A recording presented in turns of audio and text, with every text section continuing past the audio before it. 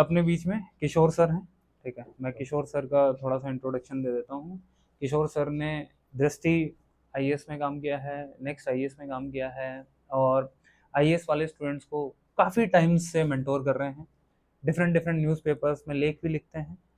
तो और सर ने यूपीएससी, बिहार पीसीएस, है ना, बाकी जो स्टेट पीसीएस एग्जाम वो सारे दिए हुए हैं, इंटरव्यूज दिए हुए हैं, और अभी काफ़ी साल से मेंटोरशिप में, और अपने साथ भी जो आई आरएएस के इंटरव्यूज होते हैं उनमें सर मेंटोर करते हैं, गाइड करते हैं, है ना।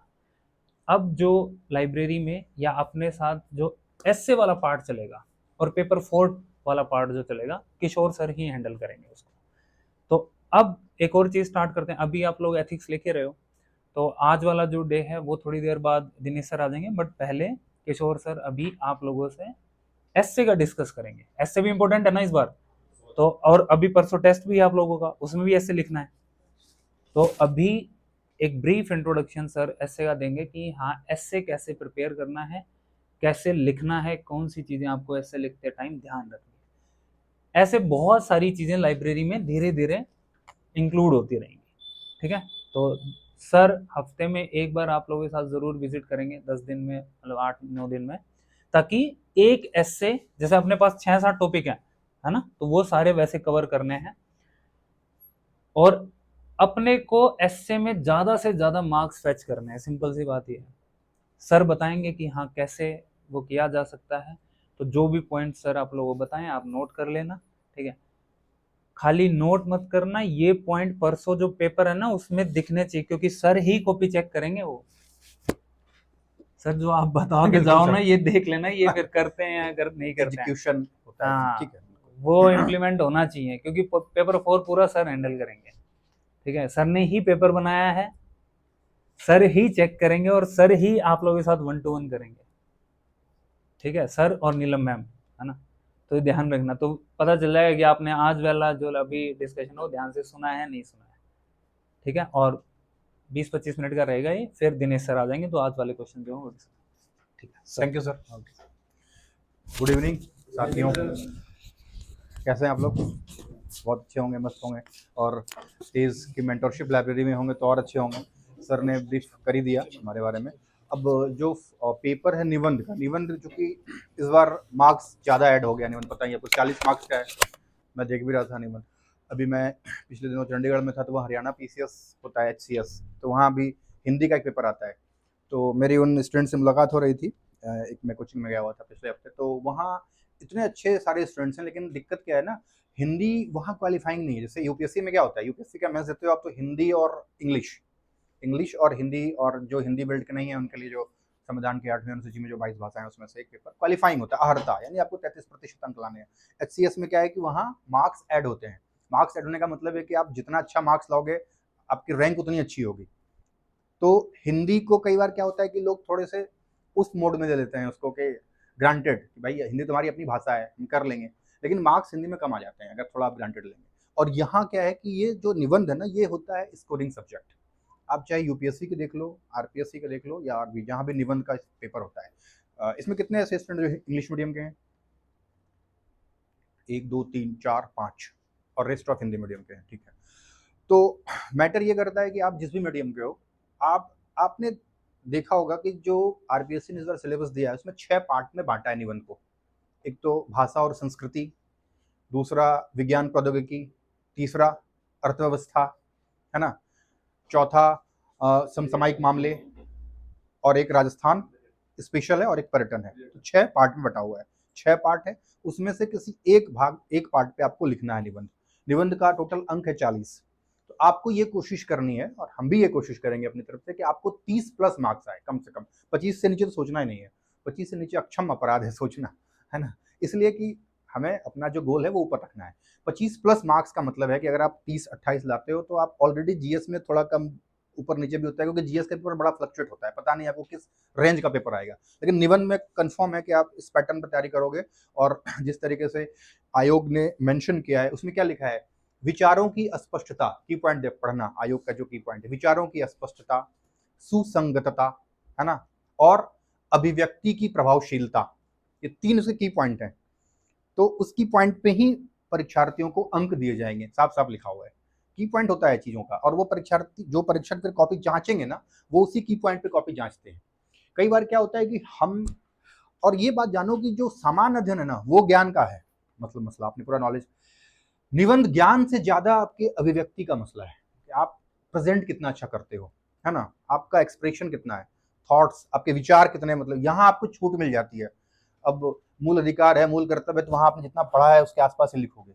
निबंध में आप थोड़ा विचरण कर सकते हो, अपनी कल्पना के घोड़े को दौड़ा सकते हो, तो निबंध आपके वहां विचारों की प्रभावशीलता में काम आता है, और फिर आपको वहां अच्छे अंक आ जाते हैं। तो अगर आप 25, 26, मतलब 30 तक अंक ले आ रहे हो, तो आप समझो कि कितने आगे हो। कोई अगर ऑन एन एवरेज कॉपी जांचेगा, बहुत औसत दर्जे का कोई परीक्षा मतलब अभ्यर्थी है, तो वो 15-16 नंबर लाएगा। और आप अगर 25 नंबर ला रहे हो, 26 ला रहे हो, तो आप 10-12 नंबर का एज यहीं ले चुके हो। तो आप कितना आगे जा रहे हो। जो पीसीएस या किसी भी स्टेट सिविल सर्विसेज के एग्जामिनेशन में एक एक अंक का बहुत महत्व है, और अगर आप वहाँ ला रहे हो 10 मार्क्स 8 मार्क्स, वहीं आप एज ले रहे हो, तो आप जीएस में थोड़ा कम स्कोर भी हो रहा है, तो आप आगे जाओगे, और ये आपके रैंक में बहुत महत्वपूर्ण रोल निभाता है। तो ये 6 सेक्शन है। क्वेश्चन पेपर तो मैं, जैसा सर ने बताया, मैं तैयार करूंगा, जांचूंगा भी, और आपके साथ टिल आपके मतलब लाइब्रेरी के तक नहीं, आपके सक्सेस तक आपके साथ रहूंगा, इतना तय है ना। और मेरी कोशिश यही है कि जितने भी लोग मेंटरशिप में आए सब सफल हों, और अब वैकेंसीज भी आ गई है। तो यहाँ थोड़ा क्या है कि तेज में क्या है कि तेज का आपको पता है कि जो भी और भी कोचिंग्स हैं, तेज में क्या है कि मेहनत करनी है आपको, मेहनत मतलब सर मेहनत करना सिखाते हैं। सर के पास वो नहीं है कि वो हाँ मतलब माहौल बनाया और फिर वो मेहनत आपको करना है, रिजल्ट आपको देना है। सर आपके साथ साथ जितना आप मेहनत करेंगे उससे ज़्यादा मेहनत के साथ सर आकेशर करते हैं। ये पिछले साल का रिजल्ट भी दिख रहा है। तो जो हिंदी का पेपर है, चौथा पेपर, वो तो मैं आपको उस पे हम अगले सेशन में लेंगे। आज मैं निबंध की बात कर लेता हूँ। निबंध में क्या है, जो 6 सेक्शंस बटा हुआ है, और जो मैंने की पॉइंट बताया, आप उस पर जरूर रखिएगा उसको, कि विचारों की सुसंगतता, अभिव्यक्ति की प्रभावशीलता, और आपकी अस्पष्टता, संक्षिप्तता और सटीकता। ये आयोग ने लिखा हुआ है, मैं अपनी तरफ से नहीं बता रहा हूँ, आयोग का पढ़ लीजिएगा, उसमें लिखा हुआ है। यानी कि आयोग उसी पे आपके निबंध को जांचेगा, वो पैरामीटर्स हैं, और उस पैरामीटर्स में आपको लिखना है।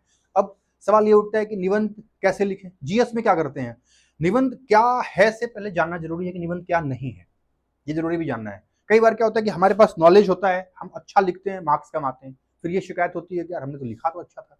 निबंध एक तो कभी भी निबंध को आप हेडिंग में बांट के नहीं लिख सकते हैं, जैसे जीएस में आप लिखते हो हेडिंग, निबंध हेडिंग नहीं होता है। हेडिंग लिखा फिर सब हेडिंग दिया, निबंध में कभी भी नहीं होता है। आप देखना यूपीएससी में हिंदी माध्यम में, जहां तक मुझे याद आ रहा है, निशांत जैन शायद राजस्थान कैडर के ही आईएएस अधिकारी हैं, आप लोग जानते भी होंगे।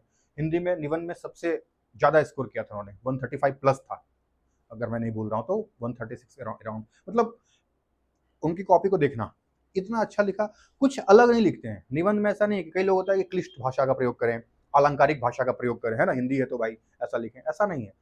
निबंध सहज, सरल और कनेक्शन, वो जो लिखा है ना विचारों की सुसंगतता, आयोग ने जो की पॉइंट दिया है, सुसंगतता का मतलब है कि जो विषय आ रहा है उसके साथ वो संबंध है कि नहीं, उसके साथ वो रिलेशन उसका बन रहा है कि नहीं। अब पूछा कुछ है, अब महिला सशक्तिकरण पर निबंध आया है, हमने महिला के थीम को हटा के कहीं और उसके बियॉन्ड लिखा, तो वो मार्क्स फिर वहां कटेंगे। नॉलेज ठीक है, इसलिए मैं कह रहा हूँ वो ज्ञान से ज्यादा आपके विचारों की अभिव्यक्ति का मसला है निबंध। तो इस 60 में से 30 अंक लाने के लिए आपको ये सबसे पहले ये करना है कि निबंध में तो हेडिंग नहीं होता है, दूसरा निबंध बुलेट पॉइंट में नहीं होता है।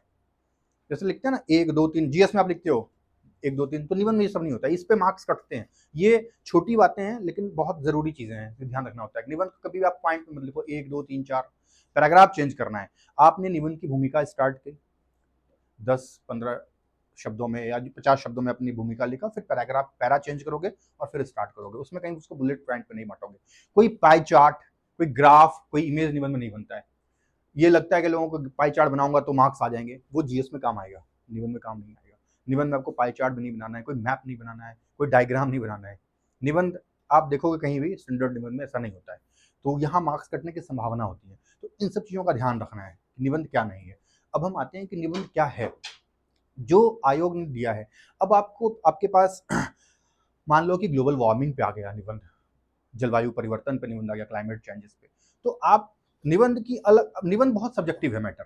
आपने लिखा दोनों की कॉपी में जमीन आसमान का फर्क हो सकता है, आपके विचारों की अभिव्यक्ति। आपने कहीं और से स्टार्ट किया, इन्होंने कहीं और से स्टार्ट किया होगा, आपने कहीं और से स्टार्ट किया, तो स्टार्टिंग सबका अपना अपना हो सकता है, लेकिन उसका थीम होता है कि स्टार्ट जो आप कर रहे हो, जैसे कोई कोटेशन है। अब आपने भाई ग्लोबल वार्मिंग पे है, तो ग्लोबल वार्मिंग पे आप लोग राष्ट्रीय अंतर्राष्ट्रीय अखबार पढ़ रहे हो, उस पर किसी क्लाइमेट विशेषज्ञ ने कोई बात कही है, या फिर भारत सरकार का जो आर्थिक समीक्षा आता है उसमें भी जलवायु परिवर्तन वाला विभाग पे देखोगे, उसमें बहुत सारी कुछ कुछ रहते हैं फैक्ट्स। अगर आप वहाँ फैक्ट से स्टार्ट करो, कुछ वर्ल्ड बैंक ने कोई बात कही, डेटा कही, उस डेटा के साथ स्टार्ट करो। या वही मैंने कहा कि किसी विशेषज्ञ ने जो जलवायु परिवर्तन के विशेषज्ञ हैं और आपने उनके कोट्स को पढ़ा है और अंतर्राष्ट्रीय स्तर पर प्रमुख हैं, तो आप उनके बारे में बता सकते हो। राजेंद्र सिंह हैं, जानते हो राजेंद्र सिंह को, जल वाले जो हैं, अब उन्होंने कुछ बात कही है तो आप उनके नोट के साथ स्टार्ट करो। महिला सशक्तिकरण पे आपने लिखा है, वुमन एम्पावरमेंट पे, तो वुमन एम्पावरमेंट पे इसमें आप अपनी कविता, कोई शायरी, कोई अच्छी कविताएं हैं, कोई अच्छी शायरी है, या आपने कहीं कोई अच्छी लाइन पढ़ी है, कोई अच्छा कोटेशन है, तो वहाँ से आप शुरुआत कर सकते हो महिला सशक्तिकरण पे, वहाँ वो मार्क्स मिलता है।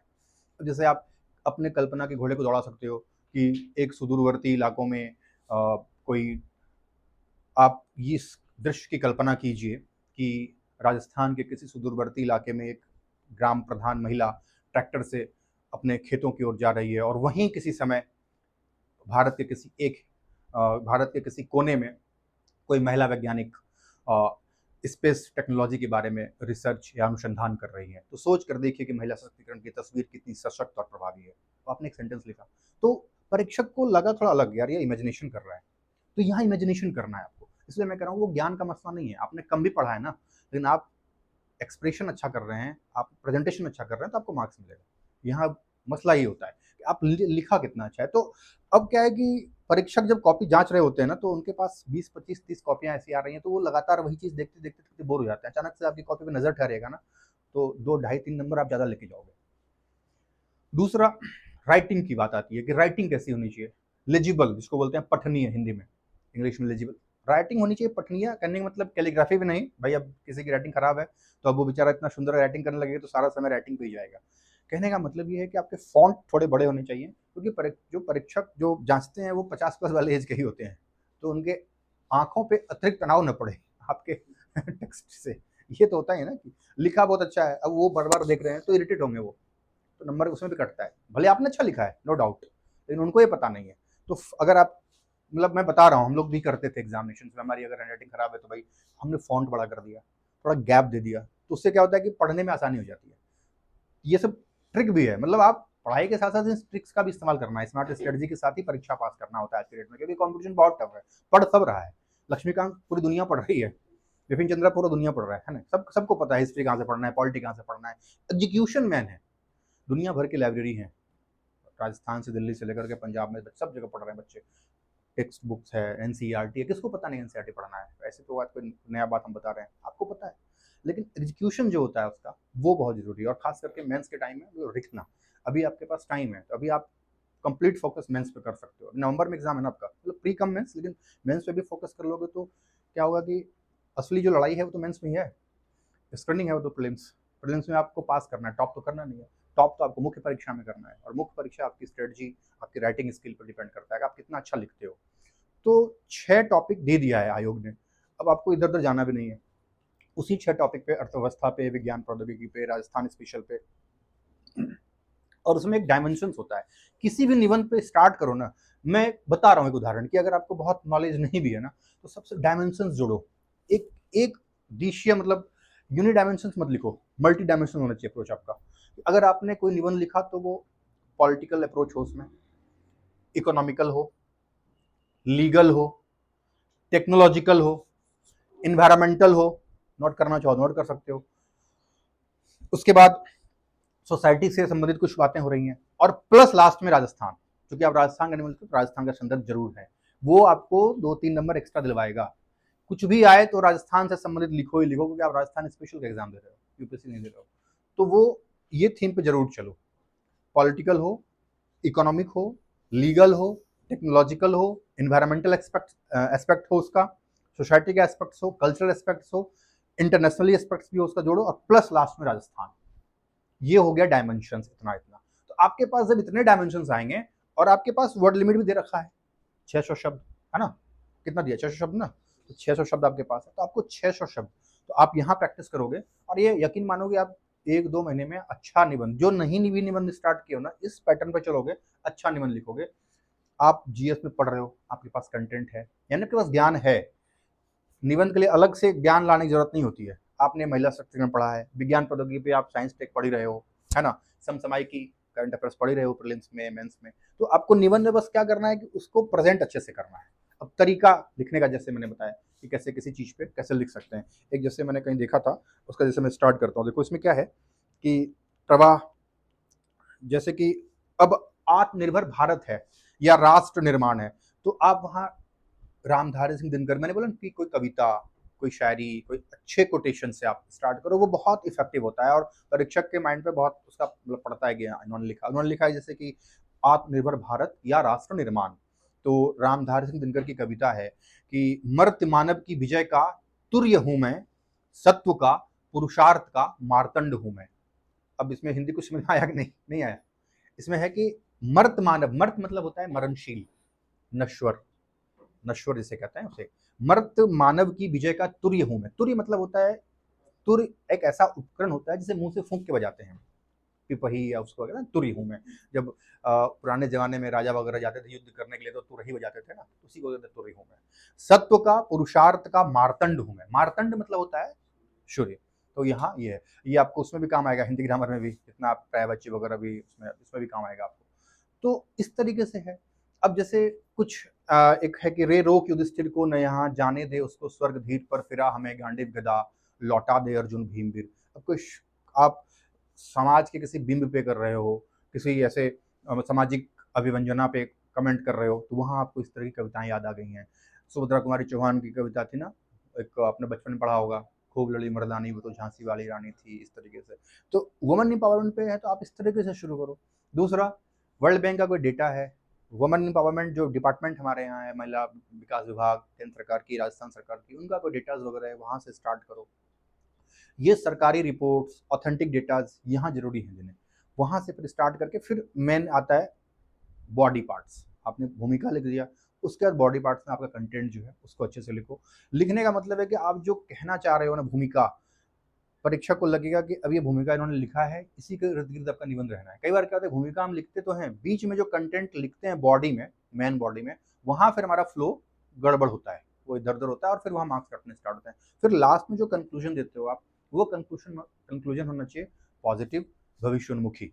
मतलब आप कुछ अपनी तरफ से सजेस्ट भी करो ताकि उनको लगे कि हाँ, रट्टा रटाया नहीं है भाई, ये प्रशासन में जाएगा तो ये व्यक्ति या ये अभ्यर्थी है जरूर अच्छा काम करेगा, इसके पास अभी से ही एडमिनिस्ट्रेटिव एप्टीट्यूड है। क्योंकि भाई आप एसडीएम बनने वाले हो, आप डिप्टी एसपी बनने वाले हो, तो आपके अंदर वो लेखनी से पकड़ते हैं, इसलिए वो पता चलता है, ये वे ऑफ लाइफ है। इसलिए इतना टफ कंपटीशन क्यों हो गया है भाई? आपका जो कंपटीशन है सिर्फ यहाँ लाइब्रेरी के बच्चे सिर्फ से नहीं है, कई आईआईटी वाले बच्चे होंगे जो आईटी पास आउट करके आए होंगे, कोई आईएम वाले होंगे, देख रहे हो कंपटीशन लेवल, वो लोग भी आ रहे हैं आज के डेट में जॉब छोड़ छोड़ के। तो उनकी मेधा है, मैं डरा नहीं रहा हूँ, मैं बता रहा हूँ फैक्ट है।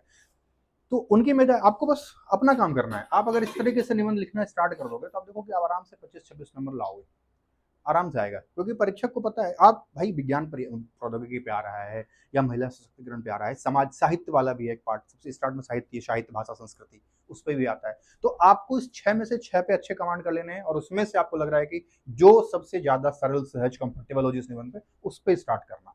और निबंध स्टार्ट करने से पहले एक रफ डायग्राम अपने माइंड में या कहीं पेपर बीच में जो भी खाली जगह मिलता है रफ का, वहाँ एक थोड़ा बना लो कि आप क्या क्या लिखने वाले हो, ताकि आपको एक आइडिया मिलेगा। तुरंत स्टार्ट नहीं करना है, पॉज लेना है, 10 सेकंड 20 सेकंड प्रश्न को पढ़ो।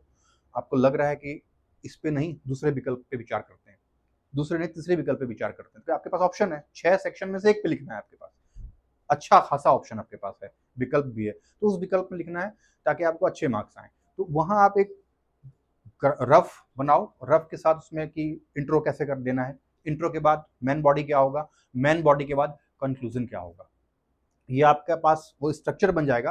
तो स्ट्रक्चर के बाद फिर फ्लो अपने आप बन जाता है। तो ये बनाना बहुत जरूरी है निबंध में खास करके, क्योंकि जीएस में आपके पास स्कोप कम रहता है, टाइम कम है। यहाँ 40 नंबर का मामला इस बार का है भाई, 40 नंबर ठीक ठाक मतलब है नंबर इस बार, तो और असेसमेंट भी होगा उसके अकॉर्डिंग। तो आप इन 6 सेक्शन को इस तरीके से तैयार कर लो। बाकी वो निबंध का तो टेस्ट होगा ही, अभी संडे को होगा। तो जो मैंने बताया है ना, इसके अकॉर्डिंग संडे वाले में रिफ्लेक्ट होना चाहिए, आपका आंसर दिखना चाहिए, है ना। तो ये फिर पता भी चलेगा। बाकी हिंदी में कुछ, जैसे हिंदी में लिख रहे हो, इंग्लिश में जो निबंध लिख रहा है, तो वहाँ भाई ग्रामेटिकल मिस्टेक ना हो, स्पेलिंग एरर ना हो, ये सब बहुत जरूरी है। हिंदी में मैं देखता हूँ, मैं भी कॉपी जांच रहा था कहीं और, तो हिंदी में मात्रात्मक त्रुटियां बहुत ज़्यादा होती है। बड़ी ई की मात्रा, छोटी ई की मात्रा, बड़ी ओ की मात्रा, छोटी ओ की मात्रा, 3 तरह के श होते हैं, वो स कहाँ यूज़ करना है, ये सब बहुत ज़रूरी है। और ये कैसे होगा? कई बार सवाल पूछते हैं हमसे स्टूडेंट्स कि ये कैसे होगा? ये आपके संपादकीय पढ़ने से होगा, निबंध का कोई बुक्स वगैरह या कुछ आप जो पढ़ रहे हो आर्टिकल, वहाँ से होगा। ये एक दिन का मसला नहीं है। अब किंग कर्तव्य विमूढ़ लिखना है किसी को, तो कहेगा सर किंग कर्तव्य विमूढ़ कैसे लिखें? धनुष लिखना है, तो धनुष में कौन सा स आएगा? सड़क है, सड़क में कौन सा स आएगा? मेरा नाम किशोर है, वहाँ कौन सा स आएगा? तो ये मात्रात्मक त्रुटियाँ नहीं करनी है। वर्तनी की अशुद्धियाँ भी बहुत ज़्यादा अंक कटता है वहाँ, तो वर्तनी की अशुद्धि नहीं करनी है। व्याकरणिक जो लिंग की अशुद्धियाँ होती हैं, वो नहीं करनी है। तो ये सब चीज़ों पे अगर आप ध्यान रखते हो, तो 25 प्लस मार्क्स कहीं नहीं जाएँगे आपके, ये मैं गारंटी देता हूँ। दिक्कत तब होता है, नॉलेज तो है हमारे पास, सबके पास ज्ञान है, लेकिन वो जब लिखना स्टार्ट होती है, तो बहुत सारी त्रुटियाँ पकड़ में आती हैं। तो अभी अच्छा है कि अभी आप तो प्रैक्टिस कर रहे हो। अभी गलतियाँ ज़्यादा अच्छा है बज़ाब्ते एग्ज़ाम में। अभी गलतियाँ करेंगे तो अभी हम तो रिमार्क्स देंगे, इम्प्रोवाइज़ कराएँगे आपको, इम्प्रूव करेंगे, और ये गलतियाँ फिर आपके एग्ज़ाम में नहीं होगा, तो वहाँ पर आपको बेस्ट मार्क्स आएगा। तो ये बहुत बड़ी बात नहीं है। टेस्ट इसी के लिए तो बना हुआ है टेस्ट, कि आप अपना प्रैक्टिस करिए, आपकी जो गलतियाँ हैं उसको आइडेंटिफ़ाई कीजिए, उसको सॉर्ट आउट करके फिर आगे बढ़ना है। तो हम लोग आपके साथ हैं इसी चीज़ को लेकर के कि भाई निबंध में जब जहाँ भी कोई दिक्कत होगा, और कुछ डेटा वगैरह, सरकारी डेटा, आंकड़ा, ये सब ज़रूर, जैसे आप कोई अखबार पढ़ रहे हो डेली ना, तो कुछ आपको लग रहा है कि जीएस के लिए है, तो उसको ब्रैकेट में निबंध करके एक जो भी रजिस्टर या डायरी में आप लिख रहे हो उसको नोट कर लो, वो काम आएगा। फिर आपने, चूँकि आपने लिखा है तो आपकी मेमोरी में ना वो बैठा हुआ है, तो फिर आपको वहाँ यूटिलाइज़ कर लेना है। अब आपको कैसे यूटिलाइज़ करना है, ये आप लिखते वक़्त आपको तय करना होगा। ये मैं बता दूँगा, अब हो सकता है आपको कहाँ तय करना है, ये आप खुद उसमें करोगे, आपके सेंस से तय होगा कि आपको ये डेटा कहाँ किस जगह यूज़ करना है। लेकिन आपको लिखना होगा डायरी में न कहीं भी, तो ये बहुत ज़रूरी है निबंध में। उसके बाद निबंध में जैसे व्याकरणिक त्रुटियाँ वाला मैटर हो गया, अशुद्धियाँ, इस पे तो ध्यान रखो। दूसरा, हाँ, प्रवाह बहुत ज़रूरी है, जो फ्लो। जैसे आपने कुछ स्टार्ट किया ना, तो उसका फ्लो ब्रेक नहीं होना चाहिए। परीक्षक को लगता है जैसे आपने स्टार्ट कर दिया, आप जैसे हिंदी साहित्य और भारत, या हिंदी साहित्य की विकास की भूमिका पे ऐसे मान लो लिख रहे हो, तो हिंदी साहित्य लिखा, फिर बीच में कुछ फ्लो में कुछ और लिखा, फिर लास्ट में कंक्लूजन कुछ और लिखा, तो वो फिर ना तारतम्यता जिसे कहते हैं, जो उसकी सीक्वेंसिंग होती है वो गड़बड़ होता है। तो सीक्वेंसिंग गड़बड़ होगी तो फिर वहाँ मार्क्स कटेगा। तो आप जो कहना चाह रहे हैं, जब आपका पैरा खत्म हो रहा है, तो दूसरा पैरा खत्म होने वाले पैरा के साथ लिंक करना चाहिए, इंटरलिंक, कहने का मतलब ये है। तो वो फिर वहाँ आपको एडवांटेज मिलेगा मार्क्स का। होता क्या है कि फ्लो में हमारा माइंड चलता रहता है, हम लिखते जाते हैं, पता नहीं चलता है। ऑब्वियस सी बात है, ह्यूमन नेचर है कि कोई भी लिखेगा तो वो लगातार लिखते हैं हम, तो पता नहीं। लेकिन ये आप जब आप टेस्ट दोगे, तो आपको फिर आइडेंटिफाई होगा कि अच्छा यहाँ तो 1 बार, 2 बार, 3 बार के बाद फिर वो इम्प्रूव हो जाएगी ये गलतियाँ। तो अपनी गलतियों को आइडेंटिफाई करना है आपको खुद भी। आप अपने इवैल्यूएटर्स खुद हो, ऐसा नहीं है, आप खुद इवैल्यूएशन कर सकते हो। जब आपको कोई टेस्ट दे रहे होते हो आप, मैं सिर्फ जीएस मतलब निबंध की बात नहीं कर रहा हूँ, अपार्ट फ्रॉम ऐसे कि जैसे आप जीएस के यहाँ ही कोई टेस्ट दे रहे हो, या जो भी जीएस का आप फोर्थ पेपर, थर्ड पेपर, तो उसमें आप आइडेंटिफाई करो कि आप अगली बार जब कोई टेस्ट दो, तो जो गलतियाँ आपने अभी दोहराई है ना, नेक्स्ट टाइम आपको दोहराना ना पड़े। गलतियों को आइडेंटिफाई करना बहुत ज़रूरी है, और यही फिर कंसिस्टेंसी का ही गेम है। आरएस या कोई भी यूपीएससी, कंसिस्टेंट जो रहा वो अच्छा रैंक लेके आ जाता है। कितना भी पढ़ लो कोई मतलब नहीं है, टेस्ट नहीं दे रहे हैं, कंसिस्टेंट नहीं है, तो फिर रैंक नहीं आता है, चाहे वो आईआईटी वाला हो, आईएम वाला, कहीं का हो। कंसिस्टेंसी बहुत ज़रूरी है, खास करके पीसीएस, स्टेट की सिविल सर्विसेज में। तो सिविल सर्विसेज में हम लोगों ने यही देखा है इतने दिनों से, जो भी स्टूडेंट कंसिस्टेंट रहे हैं, लगातार लिखे हैं, अपनी गलतियों को आइडेंटिफाई किया है, उसके पर फिर काम किया है, वर्कआउट किया है, फिर आगे बढ़े हैं, तो उनका रिजल्ट आता है, नो डाउट। रैंक कम आएगा, रैंक क्या आएगा, वो तो सब अलग चीज़ों पर डिपेंड करता है, लेकिन सक्सेस ज़रूर मिलता है। बाद में फिर आप रैंक इम्प्रोवाइज़ कर सकते हो, लेकिन मेरे पीडीएफ में आपका नाम ज़रूर आएगा। ये बहुत मतलब तय चीज़ है। दूसरा क्या है कि जो टॉपर्स वगैरह होते हैं, उनकी कॉपीज़ अगर आपको मिल जाती है, जीएस की बात कर रहा हूँ, या तो उनकी कॉपीज़ को देखो। इवन सिर्फ आरपीएससी की बात नहीं कर रहा हूँ, इवन यूपीएससी की भी देखो कि कैसे लिखते हैं, उनको मार्क्स कैसे मिला है भाई। अनुज, क्या नाम था इस बार का जो टॉपर था, अनुज भट्टाचार्य या कुछ नाम था, अग्निहोत्री। तो उनकी कॉपीज़ को देखो कि कैसे लिखा है। निशांत जैन ने लिखा है निबंध, पड़ी हुई होगी दृष्टि के साइट्स पे, निबंध में कैसे कैसे उन्होंने यूज़ किया है। जो जितेंद्र सोनी है, डीएम है जो जयपुर के, वो 2010 बैच के, तो उनकी साहित्य पे बहुत अच्छी पकड़ है, उनको तो साहित्य अकादमी में मिला है। तो भाषा शैली पे बहुत अच्छी पकड़ होने का फ़ायदा ये होता है कि आप निबंध या किसी भी चीज़ को लिखते हो तो बड़ा अच्छा लिखते हो। तो ये बहुत ज़रूरी है। दूसरा क्या है कि निबंध में बहुत हार्ड वर्ड, कई बार पूछते हैं कि बहुत क्लिष्ट वर्ड लिखने की ज़रूरत नहीं है। अब आपको पत्नी आ रहा है तो पत्नी ही लिखो, भारिया लिखने की ज़रूरत नहीं है। हाँ, मतलब राम की पत्नी माता सीता थीं, तो अब आपको वहाँ लिखने की ज़रूरत है राम की भारिया सीता हैं। वो अननेसेसरी लगता है कि आपने जोड़ दिया उसमें, है ना? अब उर्दू में क्या करते, कई मुझसे पूछते हैं उर्दू शब्दों को जोड़ सकते हैं क्या? उर्दू उर्दू शब्द जहाँ लग रहा है कि जोड़ना है तो, अब ये सिर्फ दिखाने के लिए नहीं कि हमें उर्दू आता है तो हम जोड़ दें। अब उर्दू में पत्नी को क्या कहते हैं? शरीके हयात कहते हैं। अब लिखो कि राम की शरीके हयात सीता थी, तो परीक्षक को लगेगा पता नहीं क्या लिखा है इसने, तो ऐसे करके काट देंगे। तो कहने का मतलब है कि सरल, सहज, स्पष्ट, सटीक और संक्षिप्त। खुद मेंस में मतलब आयोग ने खुद लिखा है उस शब्द को, सटीक, संक्षिप्त, सुसंगत। मतलब परीक्षार्थियों से ये अपेक्षा की जाती है कि वो निबंध के विषयों के साथ संबद्धता बनाए रखें। भाई संबद्धता बनाए रखने का मतलब है कि आपका रिलेशन उसके साथ बना रहे जो भी आप लिख रहे हो। तो डायग्राम बिल्कुल नहीं यूज़ करना है, पाई चार्ट यूज़ नहीं करना है, बुलेट पॉइंट यूज़ नहीं करना है, हेडिंग यूज़ नहीं करना है। इस तरीके से निबंध का जो एक अच्छा मॉडल होता है वो आप लिख पाओगे। आपको मतलब एक बेसिक आइडिया ही है निबंध। उसके बाद फिर जब आप लिखोगे, अब रहा कि भाई ये तो आपने सुना, देखा, मतलब समझा।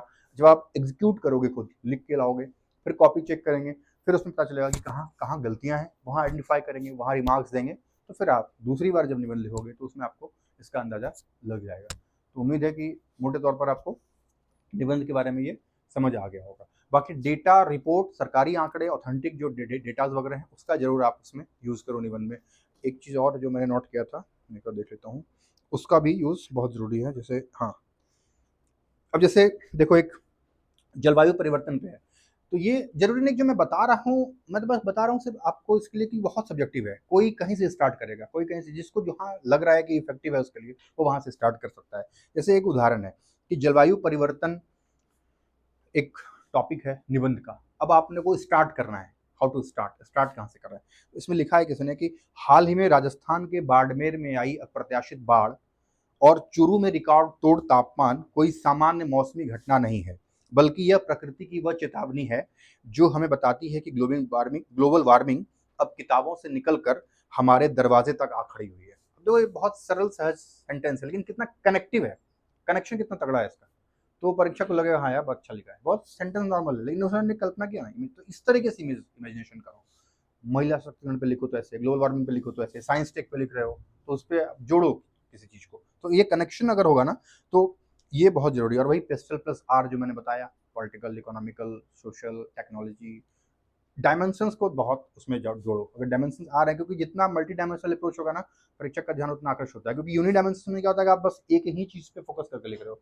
अलग अलग डायमेंशन पे लिखो, 600 शब्द हैं, ठीक ठाक शब्द हैं, 600 शब्द लो, ठीक ठाक हो जाता है। तो आप उस पर ये कोशिश करो कि आपके सारे डायमेंशन उसमें इंक्लूड हो आपके निबंध में। तो वहाँ मार्क्स फिर आपको आराम से 25, 26, 28, अगर आप ये सब जो मैंने बताया, छोटी छोटी गलतियाँ, वर्तनी की गलतियाँ नहीं है, व्याकरणिक गलतियाँ नहीं है, लिंग की गलतियाँ नहीं है जो हिंदी व्याकरण में होते हैं, ये सब गलतियाँ नहीं कर रहे हो आप, तो फिर आप 25 प्लस स्कोर आराम से कर ले जाओगे निबंध में। ये क्लियर है एकदम। बाकी आपको कुछ पूछना हो तो आप पूछ सकते हो, अदरवाइज जब निबंध का पेपर जब होगा उसमें कॉपी चेक करेंगे तो फिर आपसे फिर बातचीत होगी ही, है ना। हाँ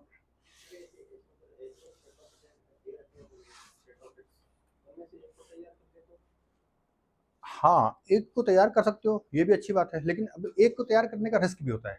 अब मान लो कि आपने एक, हाँ 6 में तो वो मैंने तो वहाँ बोल रहा, आयोग ही बोल रहा है वो बात। 6 में तो एक ही तो आना है, 6 टॉपिक दिया हुआ है, लेकिन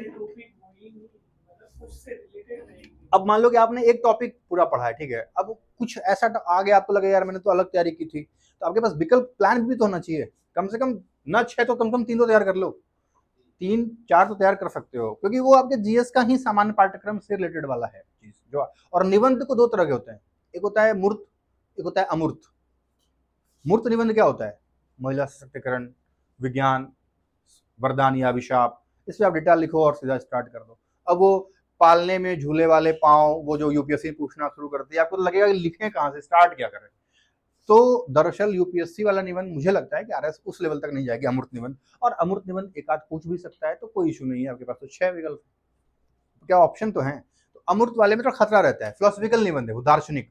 अब आप दर्शन वाला चीज निकाल के ले जाओगे तो वो बड़ा मुश्किल है। अब वो उसमें कुछ ऐसे कोटेशंस दिए रहते हैं जो आपको समझना ही, पहले समझने में ही मुश्किल होगी, समझने में मुश्किल होगी तो फिर 600 शब्दों में लिखना भी बहुत चुनौतीपूर्ण कार्य है।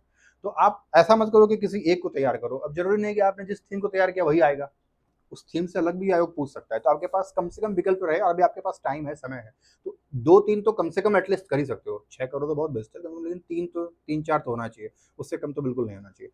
और मूर्त निबंध, अमूर्त निबंध में खास करके मूर्त वाले में लिखना आसान होता है। अमूर्त थोड़ा क्रिटिकल चैलेंजिंग है, लेकिन वो यूपीएससी लेवल का निबंध मुझे नहीं लगता है कि बीआरकेसी इस तरीके से करेगी। और अगर एक आध बाई चांस आ भी गया तो भी आपके पास ऑप्शन है कि आप उस 6 में से कोई एक चुन के लिख सकते हो, है ना। तो बाकी फिर आपके टेस्ट के साथ फिर मिलेंगे और बात करेंगे। आपका टेस्ट अभी संडे वाला टेस्ट है आपका, 4th पेपर का है ना, अच्छे से दीजिए, फिर बात भी करेंगे। उसमें कुछ दिक्कत भी होगी तो हिंदी पे भी और निबंध पे भी बात करेंगे फिर। और अभी तो निबंध का बस एक ड्राफ्ट बता दिया कि ऐसे आपको लिखना है, ये गलतियाँ नहीं करनी है, आप लिखिए। फिर एग्जीक्यूट जब आपका दिख जाएगा कॉपी पे कैसे लिखा है, क्या कमियाँ हैं उसमें और क्या सुधार कर सकते हैं। इसी में से कोई होंगे जिन्होंने बहुत बेस्ट निबंध लिखा होगा, वो कॉपी भी आपके सामने आएगी कि उन्होंने इस तरीके से लिखा है। भाई कई ऐसे होंगे जो अच्छा लिख रहे होंगे, पहले से तैयारी कर रहे हैं, बहुत बेस्ट लिखेंगे, तो आपके पास एक मॉडल कॉपी भी आ जाएगी। बाकी निबंध का कोई अंतिम उत्तर नहीं होता है, तो कोई कहीं से स्टार्ट करता है, कोई कहीं से स्टार्ट करता है, बहुत सब्जेक्टिव है निबंध। निबंध बहुत विषयनिष्ठ है, इसमें कोई ऑब्जेक्टिविटी होती ही नहीं है। तो उसमें वो परीक्षक, और दूसरा प्रेरोगेटिव राइट परीक्षक का होता है कि उनकी प्रेरोगेटिव राइट है वो कैसे मार्क्स देते हैं। लेकिन इतना ये है कि जिस पैरामीटर्स पे हमने बात की आपके साथ, आप उन पैरामीटर्स को फॉलो करते हो तो वहाँ मार्क्स आ जाते हैं, वहाँ मार्क्स आते हैं। ये एक समान पैरामीटर्स है। अब बहुत एक्सट्रीम कंडीशंस हो जाए वो अलग बात है कि कैसे क्या होगा, लेकिन इस पे मार्क्स आते हैं। इतना एटलीस्ट है कि वो 20 मतलब 25 मार्क्स तक आराम से, 24-25 मार्क्स तक तो आराम से आएंगे, 20 प्लस में रहोगे इस पैरामीटर्स पे, कुछ गलतियाँ उलतियाँ होने के बाद भी। और बहुत आउटस्टैंडिंग है, अच्छा है, कहीं कोई गलतियाँ नहीं है, तो आराम से 28-30 वाले में रहोगे, उसमें कोई दिक्कत नहीं है। तो जो ऑन एन एवरेज लिखेगा वो 14-15 नंबर ही लाएगा। तो इसमें ये है कि आपके पास आराम से 8 से 10 नंबर का एज है। यहाँ से आप अगर एज लेते हो तो जीएस में कवर कर सकते हो, एक अच्छा रैंक आ सकता है आपके पास। तो ये बहुत अच्छा मौका है, इसलिए हल्के में निबंध को बिल्कुल नहीं लेना है कि ठीक है एग्जाम के टाइम में 2 दिन बचेगा उसी में पढ़ के इसको करना है, इसको अभी से तैयार करना है। और निबंध या पर्सनालिटी टेस्ट या कोई भी चीज़ जो है एक दिन का मसला नहीं है, ये आपका पूरा जो आप पढ़ रहे हो उस टाइम में ना उसमें होता है। ये कहीं भी 1 दिन 2 दिन का वर्कशॉप होता नहीं निबंध का वर्कशॉप 30 दिन में निबंध या 5 दिन में निबंध लिखना सीखें, कुछ नहीं होता। निबंध आपका वे ऑफ, जो आपका जो राइटिंग स्किल है ना उसी पे डिपेंड करता है। आप लगातार लिख रहे हो, राइटिंग स्किल एक दिन में बिल्कुल डेवलप नहीं होता है।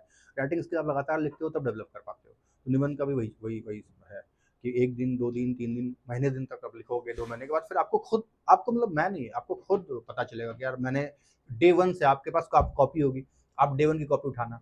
और जब आप बहुत अच्छा लिखोगे, मेच्योर्ड आंसर राइटिंग आपकी हो जाएगी 2-3 आफ्टर 3 मंथ 6 मंथ, तो आप खुद देखोगे, आइडेंटिफाई कर पाओगे कि ये जो डे वन की मेरी कॉपी थी और ये जो लास्ट डे की मेरी कॉपी है, कितना अंतर है उसमें। फ़र्क फ़र्क खुद महसूस होगा आपको जब आप लिखना स्टार्ट करोगे। और इसमें घबराना बिल्कुल नहीं है कि हमें नहीं आता है। स्टार्ट तो कहीं से करना ही होता है। इसमें कोई बहुत अच्छा लिख रहा होगा, कोई किसी ने लिखना स्टार्ट ही नहीं किया होगा, किसी को लगता है कि यार थॉट्स ही हमारे ब्लैंक हो जाते हैं लिखते हुए। ये सबसे बहुत कॉमन फिनोमेना है सबके साथ, चूँकि हम लोग भी स्टूडेंट रहे, हमें पता है, हमने भी झेला इस चीज़ को, इसलिए आपको बता रहे हैं। ये बहुत कॉमन केस है, तो घबराना बिल्कुल नहीं है। स्टार्ट करना ही करना है। क्या गलतियाँ तभी तो होंगी जब हम काम करेंगे। काम ही नहीं करेंगे तो गलतियाँ आइडेंटिफाई कैसे होगी? तो गलतियों से तो डरना है नहीं किसी भी चीज़ के लिए। भाई अब हमने काम ही नहीं किया, गलतियाँ आइडेंटिफाई कैसे होंगी? हम काम करेंगे, हम बढ़ेंगे उस पे, हो सकता है 5 नंबर ही आए, 10 नंबर ही आए, doesn't matter. Matter is that कि आपने लिखा, आपने काम किया, तभी तो आइडेंटिफाई होगी, फिर अगली बार और इम्प्रूव होगा इस पे। तो कंटेंट आप पढ़ रहे हो, जो आस-पास की घटनाओं को देख रहे हो, 6 सेक्शंस हैं, आपको 6 सेक्शंस के बारे में पता है। तो जब भी रजिस्टर या जो भी है, उस पे आप नोट डाउन करते रहो। निबंध के लिए अलग से आप अपना बना लो एक, कि निबंध का कोटेशन है, ये अच्छा लगा आपको, नोट करो भाई, इसको निबंध डालना है। और फिर ये यूटिलाइज़ होगा लिखते-लिखते कि कहाँ आपको उसको डालना है, समझ गए? आपके पास ये आ गया कंटेंट, अब परोसना कैसे? अब खाना बना लिया आपने भाई, चावल, दाल सब बना गया, प्रेजेंटेशन आपका एक चावल कब होगा, दाल कहाँ होगा, सब्जी कहाँ होगी, पापड़ कहाँ होगा, ये प्रेजेंटेशन पे देखने में वो अच्छा लगता है। तो कंटेंट तो आप पढ़ रहे हो, कंटेंट आप बना रहे हो, उसको रजिस्टर में नोट डाउन करो, जहाँ आपको लग रहा है कि इस निबंध में इसको डालना है, तो वहाँ आप डालो। अंडरलाइन कर सकते हो, निबंध में ये हो सकता है कि आप अंडरलाइन कर सकते हो, ठीक है? अंडरलाइन कर सकते हो, जो आपको लग रहा है कि ये इंपॉर्टेंट पॉइंट है, आपने कुछ ऐसी बातें बताई, कोई कोटेशन है, कोई कविता है, तो आप उसको पेन से अंडरलाइन कर सकते हो, उसमें कोई इशू नहीं है। बस वो पाई चार्ट और वो हेडिंग और सब हेडिंग से बचना है। तो यही है मोटे तौर पर निबंध के बारे में बात। बाकी आपसे नेक्स्ट वीक फिर बात होगी, और फिलहाल आप संडे के लिए अच्छे से तैयार रहिए। हमारी तरफ से wish you all the very best. अच्छे से तैयार करके दीजिए, फिर हम देखते हैं, बात भी करेंगे हम लोग। तो यहाँ कोई टीचर और वो वाला रिलेशन नहीं है, हम लोग मेंटोर हैं, मतलब जस्ट ए फ्रेंड। आप आराम से पूछिए, बात कीजिए, आपकी सक्सेस की जर्नी तक हम आपके साथ हैं। तो यहाँ वो स्टाइल का मामला भी नहीं है, विदाउट एनी हेजिटेशन आपकी समस्या है, आप सीधे-सीधे रखिए उसे, क्योंकि एकेडमिक समस्या, नॉन एकेडमिक नहीं। तो आपकी कोई भी अकादमिक समस्या है, तो उसको आप रखिए। हम लोगों का ये थीम ये तेज़ का यही है कि कहीं भी कोई स्टूडेंट को समस्या हो टिल उनके सक्सेस तक, सिर्फ यही नहीं कि लाइब्रेरी का मेंटरशिप प्रोग्राम चल रहा है तभी तक आपका रिलेशन बना रहेगा। तेज़ में ये कभी भी आप आइए राकेश सर से, कभी भी किसी जो भी जुड़े हुए हैं लोग यहाँ, उनसे मिलिए, बात कीजिए, वो आपकी सफलता तक करते हैं। इसलिए ये चीज़ अच्छा होता है। और दूसरा क्या है कि एस्पिरेंट्स को ही काम करना है। आप किसी भी कोचिंग में जाओ, दिल्ली में जाओ, मुंबई जाओ, कहीं भी जाओ, कोचिंग्स तो करने के बाद काम तो आप ही को करना है, टेस्ट तो आप ही को लिखना है, ओएमआर शीट पे आपको